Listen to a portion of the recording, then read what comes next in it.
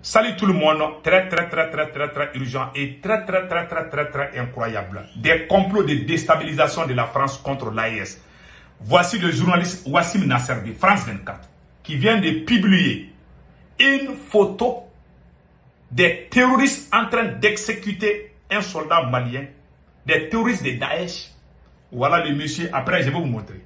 On a notre frère, le patriote Moussa Ag-Ashratouman du CNT, du mouvement Salut de l'Azawad. Il est sorti répondre à Wassim Nasser. Nous remercions notre frère Moussa Ag-Ashratouman en tant que Touareg, en tant que patriote malien. Voilà. Et fier d'être malien. Nous remercions Moussa Ag-Ashratouman du CNT, proche du général Gamou, gouverneur de Kidal. Qu'est-ce qui s'est passé?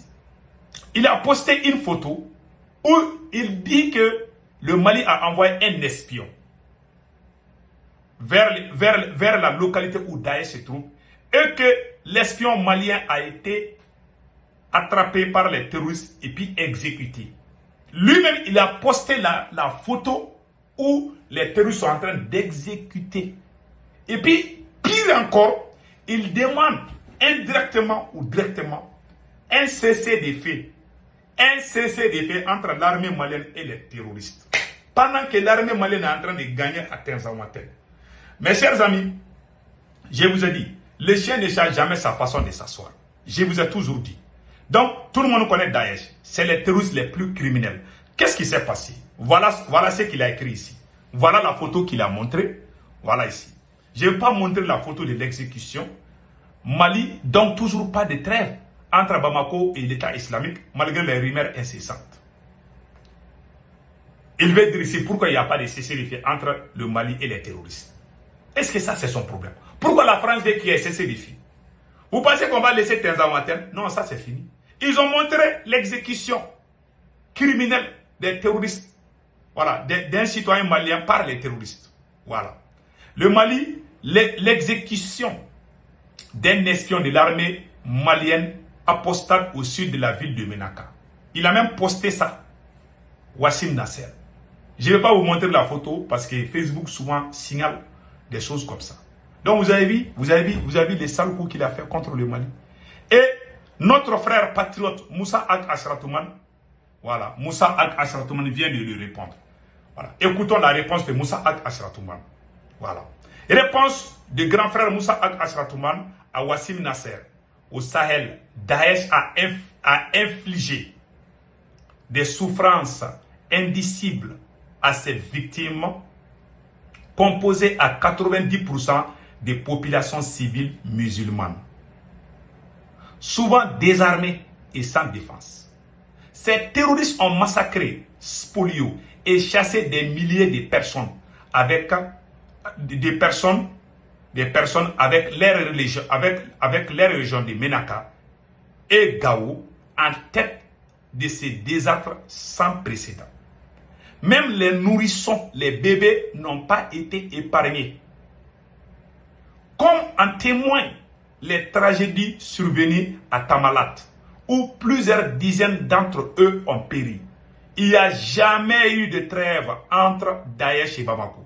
Contrairement à certaines rumeurs malveillantes, la libération supposée d'Abu Dardar n'est qu'un mensonge de plus dans la longue liste des manipulations propagées par cette organisation criminelle. La neutralisation des chefs terroristes tels que Issa al-Saharoui, Abu Uzeifa Dihugo, Aboul Wahab, petit frère Tchafouri, Moussa Emenela, Ikare et bien d'autres ne sauraient suffire à taire ou effacer les actes ignobles qu'ils ont commis avec la complicité de leurs alliés. Ça, c'est la France. Nous disons merci à Moussa Ag-Ashratouman. Donc le Mali ne va jamais faire cesser de faire avec les terroristes. Voilà ce que la France cherche aujourd'hui. Puisque le Mali est sur le point de conquérir Tenzawatène, ils veulent créer d'autres, voilà, ils veulent créer d'autres, comment on appelle là, ils veulent créer d'autres côtés pour nous mettre dans la diversion, pour nous divertir. Oh, ils veulent ouvrir un autre front. Même si vous ouvrez 100 fronts, l'armée malienne va les écraser un à un. Donc voilà, entre autres. Et voilà ce que Wassim Nasser a fait contre le Mali. Les terroristes utilisent des drones pendant les opérations criminelles. Et c'est la France qui diffuse ces informations. Et regardons ce qui s'est passé. De Niafonké, où est-ce qu'elle se trouve? Donc voilà la base de Niafonké, à côté de la RN33 et de la ville de Niafonké.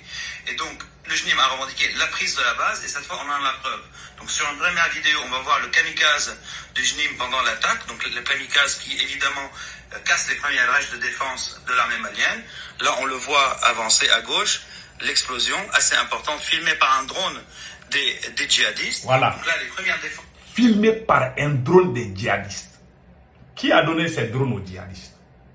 Et c'est la chaîne France 24 qui diffuse comment, à travers Wassim Nasser, les terroristes font des crimes et puis ils montrent ça.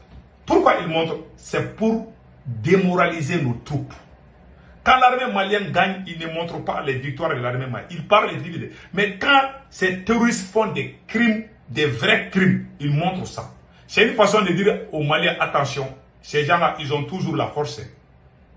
C'est une façon de nous dénouer. On a compris votre jeu, oui. Maintenant, reculons un peu, je vais vous montrer ça. Voilà. Avancer à gauche, l'explosion assez importante filmée par un drone des djihadistes. Donc là, les premières défenses de la base sont cassées. Puis on va avoir une vidéo de l'intérieur de la base où on voit les djihadistes eux-mêmes en train de filmer. Où on voit les djihadistes eux-mêmes en train de filmer. Quelle honte. Quelle honte. C'est la plus grande honte du siècle. Les djihadistes eux-mêmes en train de filmer. C'est lui seul qui a la vidéo. Je n'ai vu ça nulle part. J'ai fait la recherche. Je suis allé dans les sites des terroristes. J'ai cherché, je n'ai pas vu. Ce monsieur-là, il est au courant. Même quand les terroristes se réveillent là, il connaît l'heure où les terroristes se réveillent. Il connaît où se trouvent les terroristes. Il a même fait l'interview avec des chefs terroristes. Le voilà ici. Et il dort en France là-bas. Et on vient nous chauffer les tympans qui luttent contre les terroristes. Ces gens-là ne nous respectent pas, quoi. Maintenant, écoutons la vidéo suivante où il a dit des plus grandes bêtises. Écoutons. L'arrivée de Wagner au Mali a été bénéfique aux djihadistes au Mali et au Sahel en général. On a une carte qui va montrer l'expansion, on va dire, de l'activité djihadiste Mali, Niger, Burkina, Togo, Bénin et jusqu'aux frontières de la Côte d'Ivoire. Parce que le fait est que depuis le retrait des forces françaises, ça ne veut pas dire qu'avant c'était mieux, mais le retrait des forces françaises a permis aux djihadistes d'avoir une zone d'exclusion aérienne au-dessus du Mali. Ça ne fait pas d'intervention d'aéronefs français, pas d'intervention de forces spéciales au sol, et donc de fait une plus grande facilité à se réunir et à conduire des attaques complexes et à bivouaquer à 20 km du lieu de l'attaque, ce qui était impossible avant. Donc aujourd'hui c'est possible parce que Wagner a réussi à chasser, ils ont réussi une chose, c'est de chasser les forces françaises du Mali. Mais quand on regarde la carte de leur présence et la carte de l'activité djihadiste, on voit que l'impact était encore une fois, comme vous l'avez très bien dit, plutôt bénéfique pour les djihadistes, parce que aussi les massacres qui ont lieu dans le centre ont donné un souffle, on va dire, de recrutement inédit à Al-Qaïda dans les zones centres, à cause des massacres, parce que certaines populations ont décidé de rejoindre les djihadistes à cause de ces massacres. Donc, il veut dire ici que depuis que la Russie est arrivée au Mali, tellement les gens ne sont pas contents de l'arrivée des soldats russes, certains sont allés rejoindre les djihadistes. Quel mensonge. Vraiment, ça m'a chauffé les tympans aujourd'hui. Vous voyez des gens comme ça? C'est la plus grande honte du siècle. La France ne va jamais nous laisser en paix. C'est pour ça que moi je vous dis là, restons vigilants. Et restons vigilants. Cette guerre-là, je vous jure, ça va prendre 100 ans. 100 ans, je vous dis, on va peut-être gagner contre les... Ils vont amener d'autres systèmes. Même si on tue tous les terroristes, ils vont amener des mercenaires. Ou bien ils ont plusieurs plans. Ils ont plus d'1 million de plans. Donc, restons vigilants.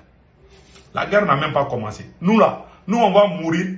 Nos enfants vont prendre les relais. Et aussi, après leur mort, nos petits-enfants vont venir. Cette guerre, on doit préparer psychologiquement les populations de l'AES, je répète.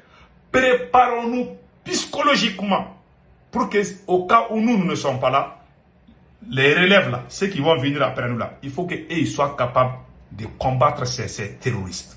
Donc, voilà, entre autres, vous avez tous vu maintenant. Donc, on a une bonne nouvelle quand même, et la Libye et l'AES Voilà, le président général Tchani et le fils du maréchal Haftar de la Libye. Ça, c'est le général Saddam Haftar. Le général Saddam, on l'a vu avec le capitaine Ibrahim Traoré. Aujourd'hui, il est en veste aujourd'hui. Il est arrivé au Niger. Donc, il y a les surprises. L'armée malienne, l'armée burkinabé, l'armée nigérienne, l'armée libyenne, l'armée togolaise et l'armée tchadienne sont ensemble aujourd'hui. Même le Nigeria avait rejoindre l'AES indirectement. Le Nigeria est allé demander l'aide du Niger. Tout le monde a vu. Donc, l'AES là est une puissance aujourd'hui. Que Dieu bénisse l'AES. Et nous conseillons nos présidents de faire beaucoup attention. La nouvelle technique des ennemis de l'AES, ils ont les systèmes de drones de kamikazes. Vous avez vu, Wassim Nasser a montré ça. Donc, nos présidents doivent faire beaucoup attention au déplacement. J'ai même appris qu'ils voulaient tenter les mêmes choses avec le capitaine. Voilà. Damima voulait faire la même chose avec le capitaine. Mais Dieu est au contrôle. Le Mali, le Burkina, le Niger vont gagner cette guerre contre les terroristes avec l'aide du tout-puissant Allah. Inch'Allah. Passez excellent week-end. Ciao, ciao.